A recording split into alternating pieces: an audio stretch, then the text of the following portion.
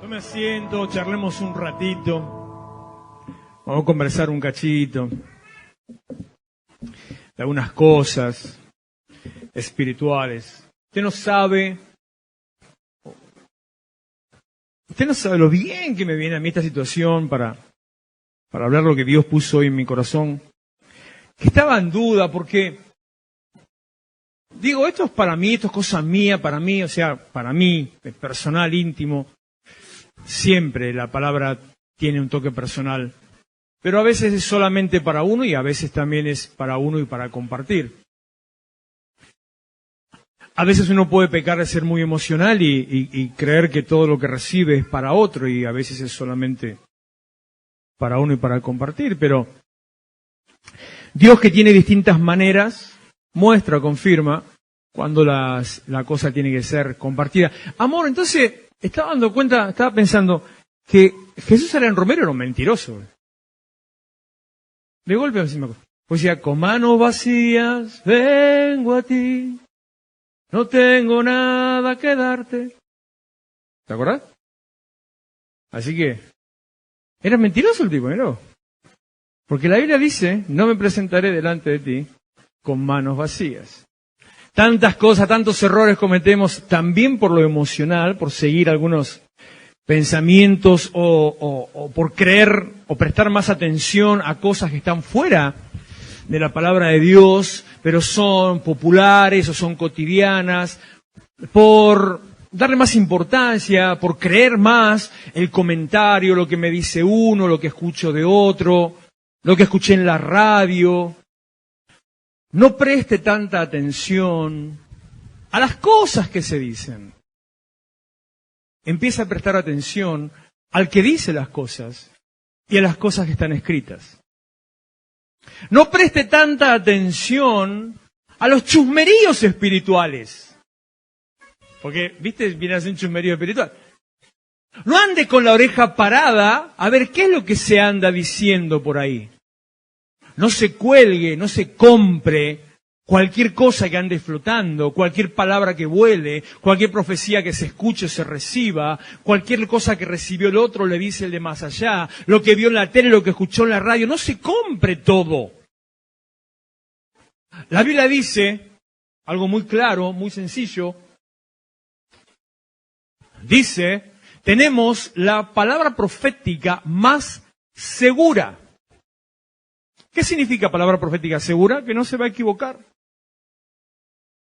Muchas veces el cristiano, más que una palabra profética, lo que quiere es un curandero, un vidente, que le diga si se va a casar con fulano o con mengano, o si va a ganar la lotería.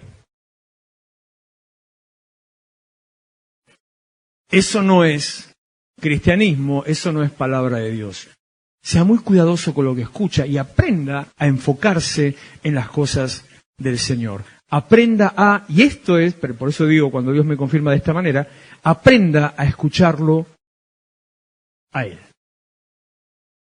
Se levantan voces de todo tipo, tanto espirituales como no, tanto cristianas como no, de su interior, de su corazón o de afuera.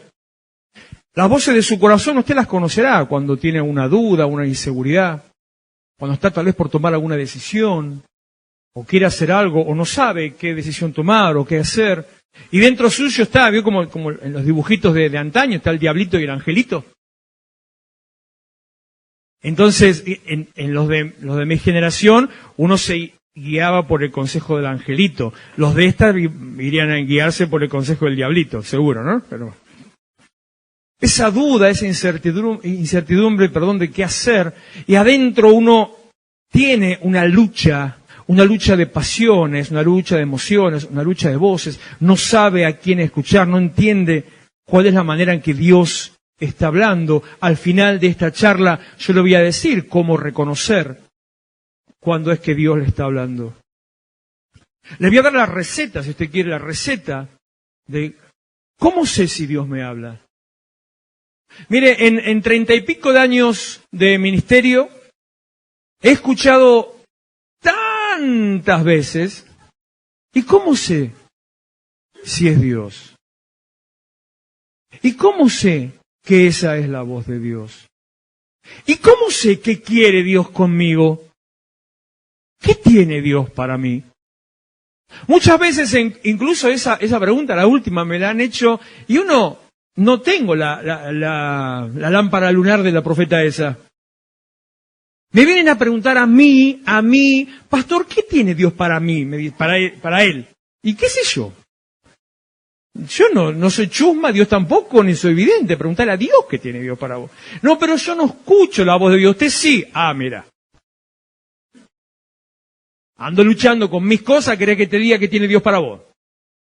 Sí te voy a decir, y ahí te abrocho por derecha, por izquierda, por arriba y por abajo, sí te voy a decir cuál es el propósito de Dios con tu vida, en forma global, en forma ministerial, en forma personal. Ahora, si eso no te cuadra, ya tenemos un problema. Sí te voy a decir, Dios quiere que vos seas luz, que resplandezcas, que muestres el camino para salir de las tinieblas a la luz de Cristo, a la luz admirable. Sí te voy a decir, y te lo afirmo, que Dios tiene un plan, un propósito dentro de la visión del lugar donde estás. Que si la iglesia donde vos congregás va para allá, para el lado que sea, no importa, no importa qué, va para allá, vos no podés ir para allá, vos tenés que ir para allá. No, pero yo siento otra cosa, porque si sentís otra cosa, no es tu iglesia, o no es Dios, o no es lo que sentís.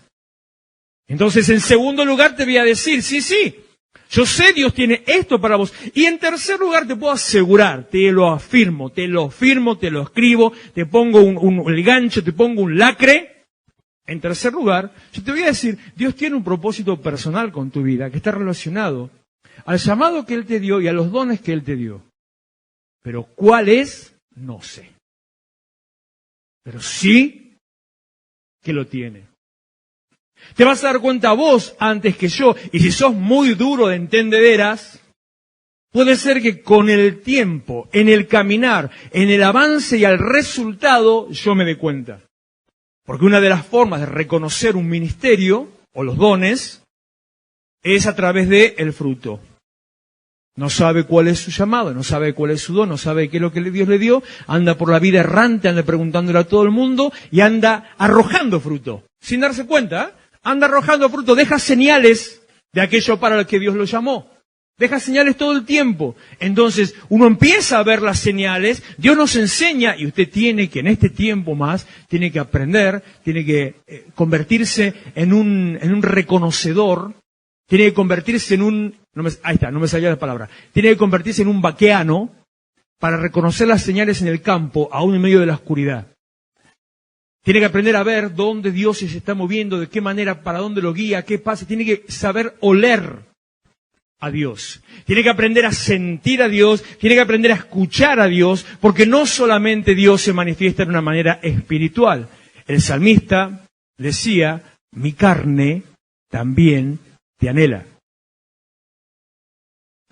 Un versículo que para mí fue durante muchos años un gran conflicto, era un trauma, era una frustración ese versículo para mí. Porque me enseñaban, durante 10 años me decían, 10 años por decir, me decían, la carne no puede alabar a Dios.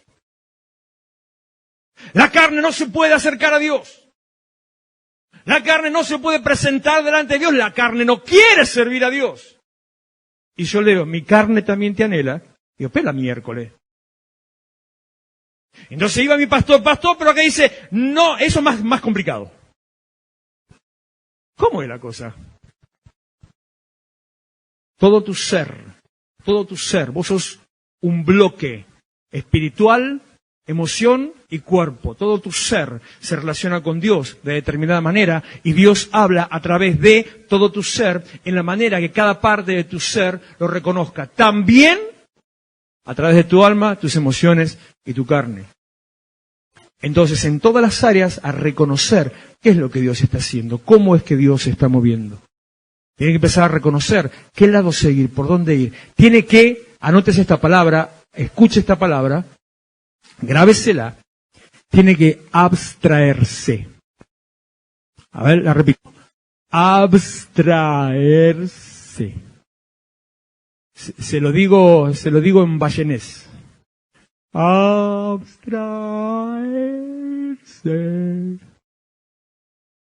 ¿Está? ¿Entiende lo que quiere decir eso?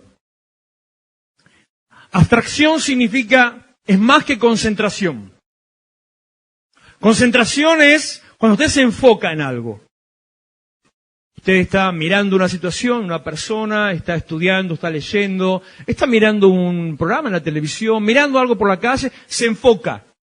Va a notar que cuando usted empieza a prestar atención a algo, de golpe ese algo lo ve con más claridad, lo escucha con más claridad. Habrá notado, cuando le agarran esos ataques de espíritu de chisme, que cuando ve a alguien hablando, te lo mira y de golpe empieza a escuchar mejor. Ah, ¿vio cómo sabía? ¿Vio? Si está nota no lo escucha, pero se lo pone a mirar y lo escucha mejor. Entonces, se está concentrando, o sea, está haciendo que todos sus sentidos trabajen, sentidos, emociones, carne, alma, que todos sus sentidos trabajen para una función. A ver, ¿qué anda hablando de mí ese? Así. ¿O con quién está? Esa no es la del otro día. ¿Ya? Ahí lo reconoce. Se está concentrando, se está enfocando. Pero abstracción es más que eso. La idea, básicamente para que usted entienda el concepto, la idea de abstracción es como que usted se metiera dentro de un tubo. Está encerrado dentro de un tubo y el resto no existe. No existe, no hay nada. Alrededor está el vacío. Entró en un agujero negro. Anda vagando por el universo. No hay nada. Nada. Estando dentro de ese tubo, estando dentro de ese agujero, entonces lo que pase dentro de ese agujero, o lo que se muestre al otro lado de ese tubo, es lo único que usted ve. Lo único a lo que presta atención. Lo único que lo guía, que lo dirige, lo único que escucha. Eso se llama abstracción.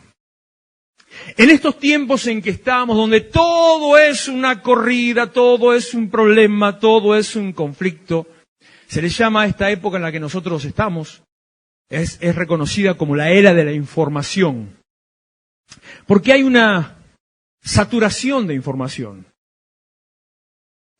De todo.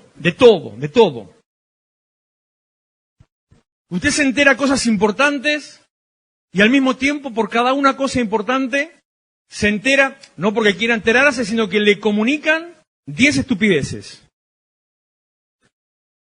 Por ejemplo, no voy a dar detalles, pero algo que leí hoy que me indignó. De un medio de prensa serio. Me indignó, dije, pero a esta altura de la vida.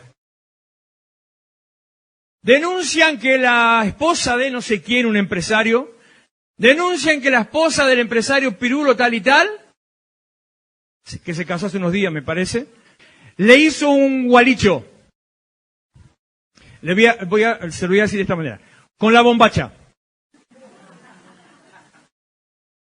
A ver, si usted me puede explicar que un diario de primera línea, de primera tirada nacional, que un diario de primer nivel me dé esa noticia. A mí que me... No estoy diciendo ni siquiera si es para creerlo o no. O sea, dejemos de lado si es para creerlo semejante estupidez. ¿Qué me interesa? ¿Qué me importa? Vivimos en una era de abundancia, sobreabundancia de información.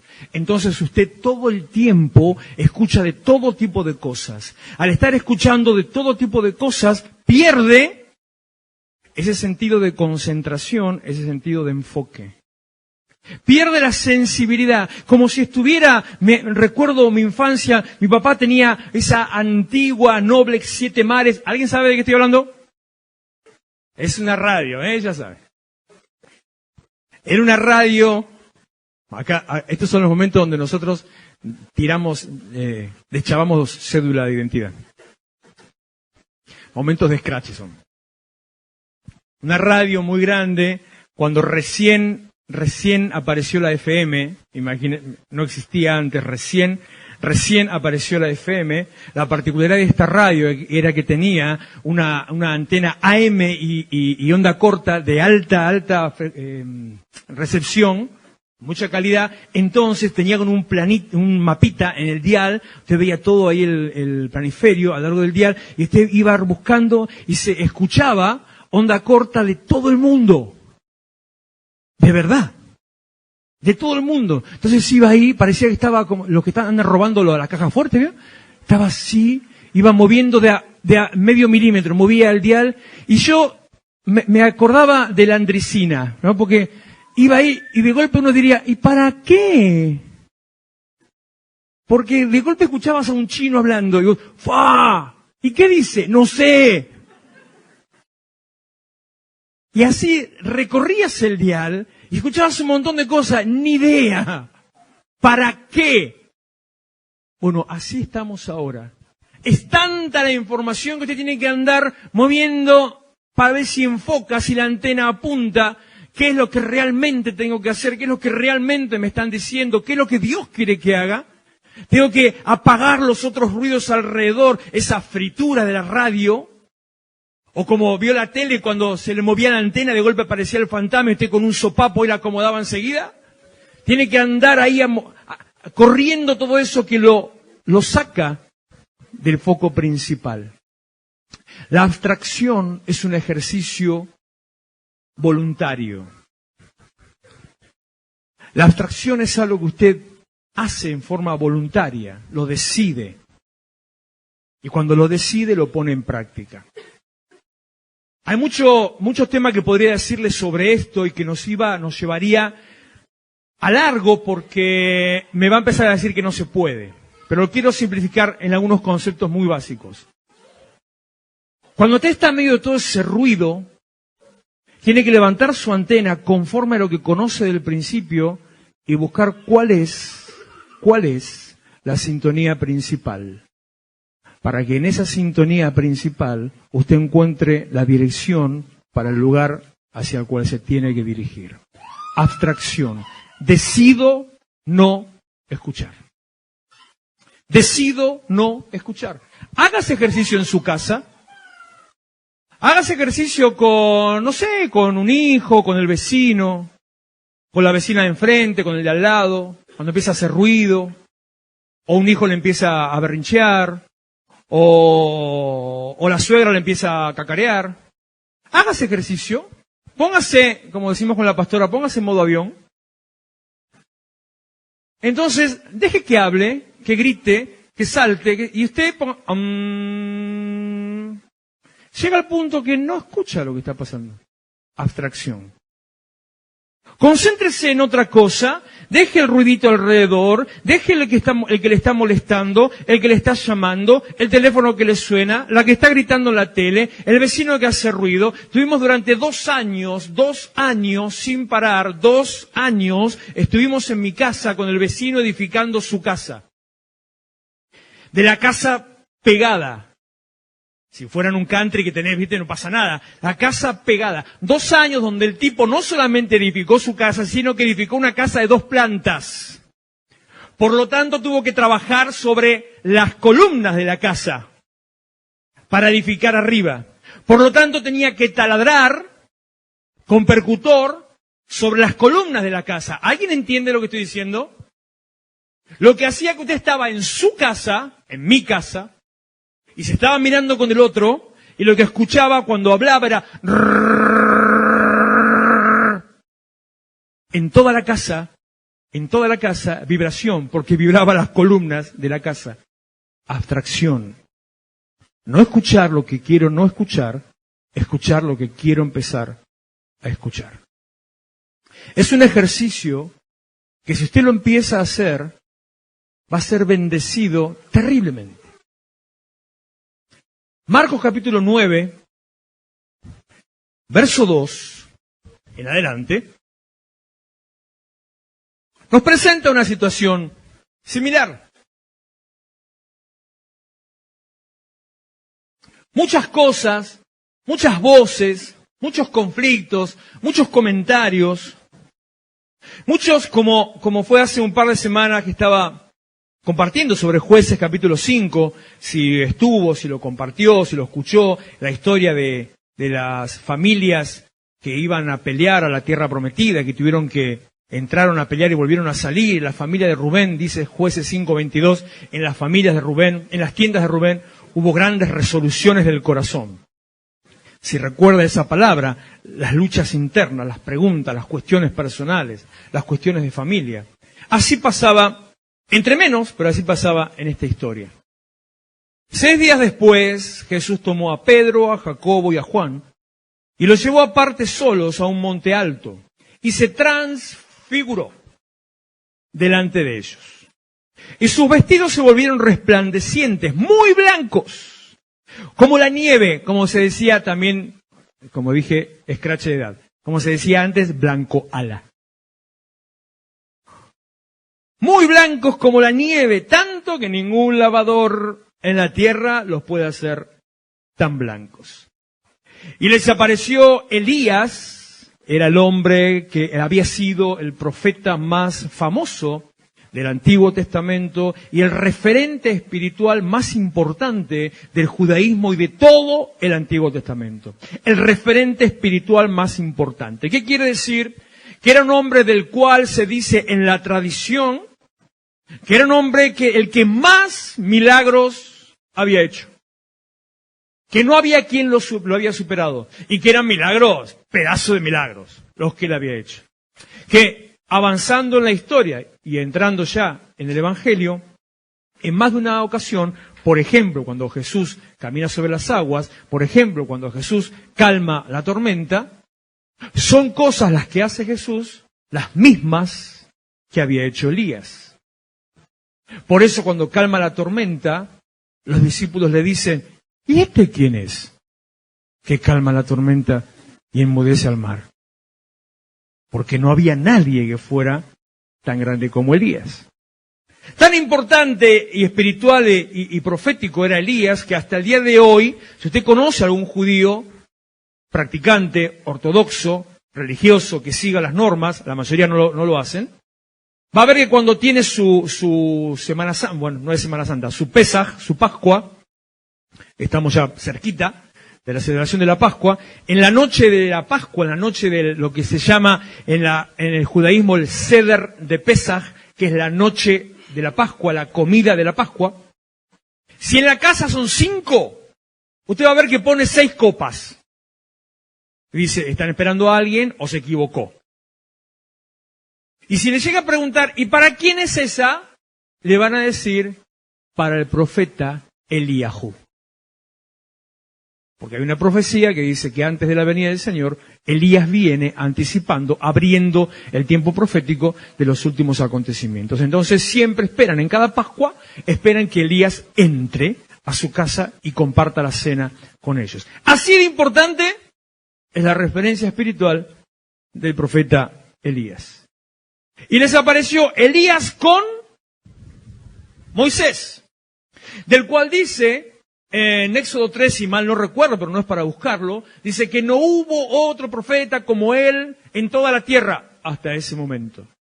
El hombre que fue el conquistador, el hombre que hizo que se abrieran las aguas, el hombre que golpeó la peña y sacó agua, el hombre que hizo que la mano de Dios dibujara los 10 mandamientos, el hombre que detuvo la ira de Dios ante el becerro de oro, el hombre que trasladó, que movió a todos los hebreos salidos de Egipto, los trasladó, los llevó ahí 70.000 tipos caminando 40 años durante el desierto. O sea, no era un pichi. El que era el padre de la ley, el que escribió la ley, el que estuvo 40 días en el monte, cara a cara con el Señor. Te la quiero ver esa, ¿eh? 40 días, cara a cara. A veces nosotros, en plena arrogancia, decimos, estoy en la presencia del Señor, y no soportaríamos ni un instante de estar cara a cara con Él. Que bajando después de esos 40 días, dice que era tal lo que había pasado, la transformación, la transfiguración, como en este pasaje que hubo en Moisés, que él no se daba cuenta. Él pensaba que estaba todo igual. Pero cuando empezó a bajar el monte, la gente tenía que hacer así. Porque dice que su cara brillaba, resplandecía, como si usted sale a las 6 de la tarde, se sube al auto y se va para el lado para el lado oeste.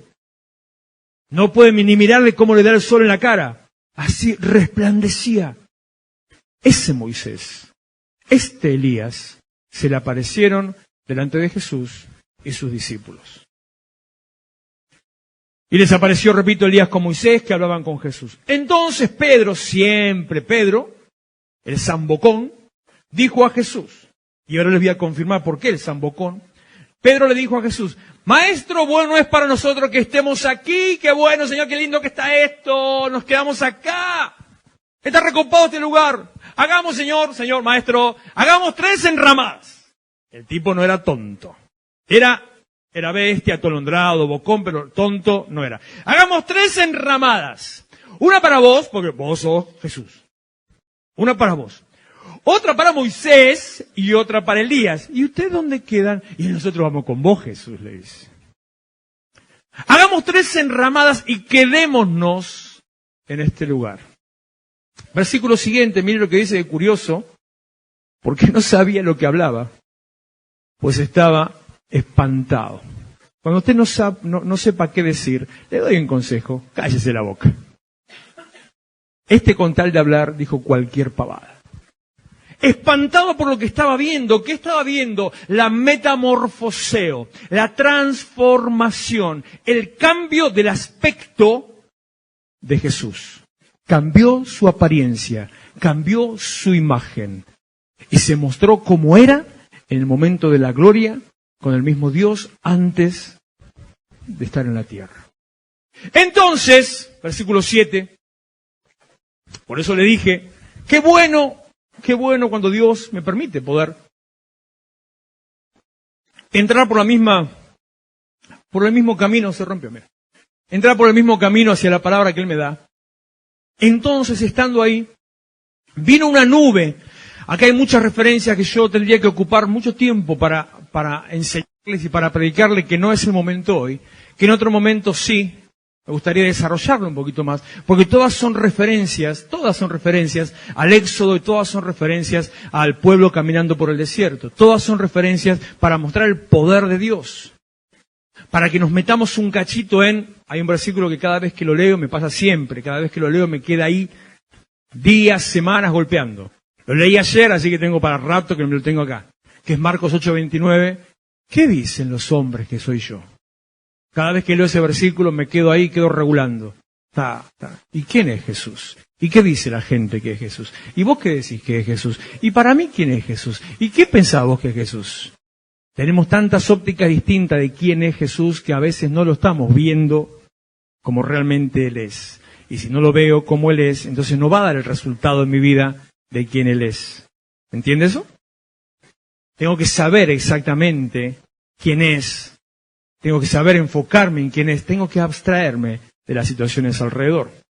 Entonces digo, todas son referencias.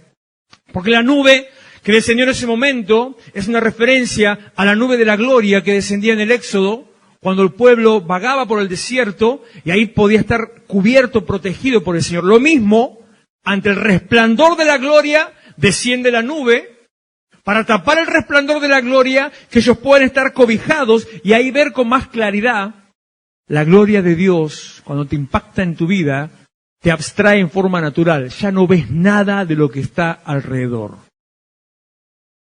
Entre paréntesis, si todavía las cosas de alrededor te están haciendo mucho ruido, o si brilla mucho, es porque todavía te quedaste en el desierto sin entrar al lugar del resplandor de la gloria de Dios. Es porque estás con Moisés peleando con el vecino por las cebollas, por los ajos, por la comida de Egipto. Es porque estás discutiendo con Moisés y ¿por qué no tengo carne?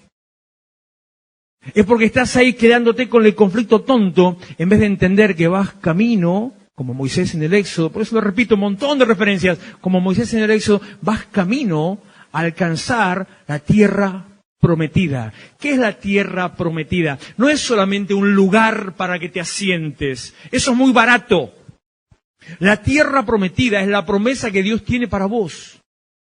No un lugar físico, aunque tal vez lo sea. La tierra prometida es el lugar espiritual que Dios tiene para vos. Es el lugar donde Dios quiere que vos te relajes. Es el lugar donde Dios quiere que descanses. Es el lugar donde Dios te dejó para que vos vivas en forma, Juan 10:10, abundante. Vas caminando hacia la tierra prometida, pero el único camino hacia la tierra prometida es a través del desierto. Y si empezás a contar los granos de arena del desierto, lo único que haces es seguir envuelto en el desierto. El desierto no es un lugar de habitación. El desierto es un lugar de transición. El desierto es un lugar de paso hacia la tierra prometida. No te quedes contando los granitos de arena. Entonces desciende desde la nube, una voz que decía, este es mi Hijo amado. A Él, escúchenlo. Abstracción. A Él. No prestes tanta atención a lo sobrenatural, Elías. No prestes tanta atención a la sabiduría, Moisés. No prestes tanta atención al milagro, Elías. No prestes tanta atención a la construcción, al camino, Moisés. No te guíes tanto por lo que pasa alrededor. No escuches el problema. No te enganches con la que le hizo el gualicho de la bombacha. No escuches el problemita del gobierno, del vecino, de la oposición, del intendente, del policía. No te enganches con que aumenta, que no aumenta, porque va a aumentar igual y usted se hace problemas de antemano. Le digo, la semana que viene aumenta la carne otra vez, le digo. Así si va a comprar carne, cómprela hoy, mañana. Aumenta la nafta, creo también, me parece el mes que viene, no sé. Pero no se enganche con eso, no se preocupe por eso. Haga abstracción, enfóquese, concéntrese, métase adentro de un tubo y escúchelo solo a Él. Escúchelo solo a Él. Para terminar, porque esto lo voy a dejar acá, así nos vamos. Romanos 12, porque le dije, y lo prometido es deuda, le dije que iba a terminar dándole la receta. La fórmula de cómo sé cuando Dios me habla, si es Dios que me habla, cómo hago para que Dios me hable. Romanos capítulo 12, versículo 1. Hace mucho que no leo este pasaje. Es uno de los de mi lista permanente. Está en mi playlist. Así que, hermanos, os ruego por las misericordias de Dios. Imagínense para que el apóstol Pablo, les ruegue a los romanos. Se ve que los romanos tenía que ser gente muy complicada. Se me hace que, no sé por qué me siento un poco identificado. Se me hace que no le daban ni 5 bolillas a los romanos. Se me hace que Pablo le decía, vamos para allá, y los romanos decían, ¿y por qué? No sé por qué. Se me hace que le decía, che, romano, no sé nombres romanos, sino le diría, che, romano, tenés que sentarte así. Ah, no, a mí me gusta sentarme así. No sé, esas cosas. ¿Hiciste lo que te dije? No, pastor, pero... ¿Viniste a la iglesia? ¿Congregaste? ¿Buscaste a Dios? No, pero que no tengo tiempo, que el trabajo.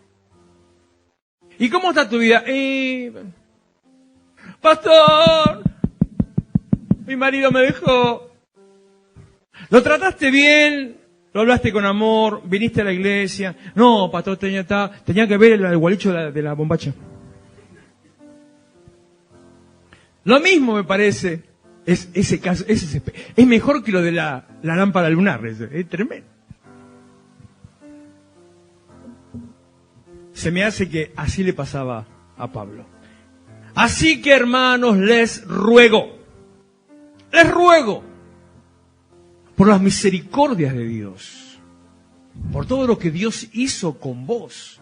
Tenés que entender y darte cuenta de lo que Dios hizo con vos. Ayer estábamos conversando con un grupo de liderazgo de mis discípulos y llegamos de golpe, nos dimos cuenta de algo, que toda la raza humana, en forma natural, está condenada a la muerte. Y que antes de que yo reciba a Cristo, antes de que yo le diga que sí, estaba condenado a la muerte. Entonces soy un muerto resucitado. Pero naturalmente estaba muerto. Darnos cuenta. Súmele si quiere a la abstracción, súmele la percepción. Darme cuenta de lo que Él hizo. Por tanta misericordia que Dios tuvo. Porque, a ver, no te la merecías. Vamos a ser sinceros, la verdad. No te lo merecías. La verdad que medio bardo. Poco de acordarte de Dios. Salvo cuando la herida empieza a doler. Cuando de golpe empezó a picar. Cuando empezó a molestar. Cuando el dolor te empezó a apretar. Porque si no, tenías mucho tiempo para otras cosas. Como la de flujo de sangre, que tuvo que pasar 12 años y cuando gastó todo lo que tenía, Jesús, entonces somos, no nos corresponde, no lo merecemos. Por tanta misericordia que Dios tuvo con ustedes, ¿estamos ahí o en el 12? Gracias. Presenten acción. El reino de los cielos es acción. El reino de los cielos es determinación. El reino de los cielos, y le sumo a esto hoy, es carácter. Carácter. En todo sentido es carácter. Hasta para adorar a Dios es carácter. Porque el símbolo bíblico, el ejemplo bíblico de la adoración era ir a presentar un sacrificio. ¿Y sabe cómo se presentaba un sacrificio en la época bíblica? Se agarraba el cordero y le degollaba el cuello. No me venga con... Ay, no, los derechos humanos. Los derechos humanos del cordero. Ay, no, qué animal. Ay, no, la sangre, me dice. Carácter. Hasta para adorar necesita carácter. Presentarse delante de Dios. Meter la voz en pecho, abrir su corazón, clamar al cielo, romperse. Carácter. El reino de los cielos es decisión. Presenten su cuerpo en sacrificio vivo, santo, agradable a Dios. Presente, póngase a disposición. Entregue su vida, entregue sus manos, sus pies, sus labios, sus pensamientos, su mente. Entréguese a Dios. No, entregarse a Dios no es decirle, Señor, te recibo en mi corazón. Entregarse a Dios es ponerme a disposición. Presente su cuerpo, sacrificio vivo. Como un sacrificio. Ya no vivo yo, dice Pablo, vive Cristo en mí, yo no soy dueño de mí. Él es mi dueño. Preséntese como sacrificio vivo, santo, agradable a Dios. Lo que es su adoración con entendimiento, que ahí dice culto racional. Versículo 2. Preséntese como una ofrenda. ¿Estamos en 2? No se amolden a este siglo, sino, otra vez, metamorfi. Transfórmese. Como Jesús ante los discípulos, como Moisés al bajar del templo, como dice la iglesia 2 Corintios 3:18, al estar en contacto con el Espíritu, que dice que somos transformados. En todos los casos utiliza la palabra metamorfosis, metacambio, morfo, forma, cambio de forma. Cuando usted se presenta delante de Dios, ya no es el mismo. Y si sigue siendo el mismo, pregúntele a la mariposa si se vuelve a convertir en gusano. ¿Qué hace con las alas? La mariposa no vuelve a gusanarse. Si te vuelve para atrás, no se metamorfoseó, no hubo transformación. Presente su cuerpo, sacrificio vivo, santo, agradable a Dios, que es su culto racional. No se conformen a este siglo, sino sean transformados. Cámbiese. Acción, presentarse. Ríndase completamente al Señor. Transfórmese por medio de, cambie, por medio de la renovación de vuestro entendimiento. Cambie su manera de pensar. Piense conforme a la palabra de Dios. piense conforme a la revelación de Dios en usted. Cristo está en su interior. El Espíritu de Dios está dentro suyo. Cambie su manera de pensar. No puede pensar como antes. No puede pensar como el otro. No puede pensar como la familia. Tiene que pensar como Dios en su palabra. Usted tiene, 2 Corintios 1:16, usted tiene la mente de Cristo. Cambie su manera de pensar. Cambie su pensamiento. Open your mind. Change your thoughts. Cambie a través de la renovación de su entendimiento. ¿Para qué? ¿Usted quería saber cuál era la voluntad de Dios? ¿Cómo escucha a Dios? ¿Cómo sabe si Dios le está hablando? Todo eso, ¿para qué? Compruebe cuál sea la buena voluntad de Dios, agradable y perfecta. No escucha a Dios, no reconoce la sintonía, tiene mucha lluvia, hay mucha interferencia, hay mucha fritura, la antena no se levanta, escucha muchas voces, le está hablando de fe pero le hablan de problema. Preséntese delante de Dios y transfórmese cambiando su manera de pensar. Abstracción, percepción, decisión.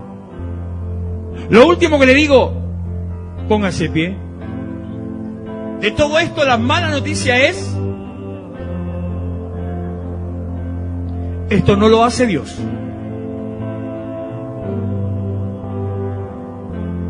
No lo hace Dios. Esto lo tiene que hacer usted. Dios no decide por mí. Yo decido por mí. Cierra sus ojos. Oh, te adoramos. Poderoso Dios santo, digno, Señor, de toda la gloria. Adoramos tu nombre en esta noche, Señor, reconociéndote, sabiendo que estás en medio, que estás sobrando y que tenés para nosotros un destino de victoria. Tenés para nosotros un camino de gloria y bendición. Avancemos hacia Él, Señor. Entramos en tu barca, andamos en tu camino, Señor. Me despojo y me olvido de todo lo que pase alrededor. Me presento en tus manos, Señor. Yo creo en lo que vas a hacer en mí cuando yo entre en tu camino y tu voluntad. Quiero bendecir la iglesia en esta noche y quiero animarle a que usted dé un paso de fe, no para perder tiempo porque ya nos hemos avanzado, pero sí sencilla y rápidamente como un paso de fe.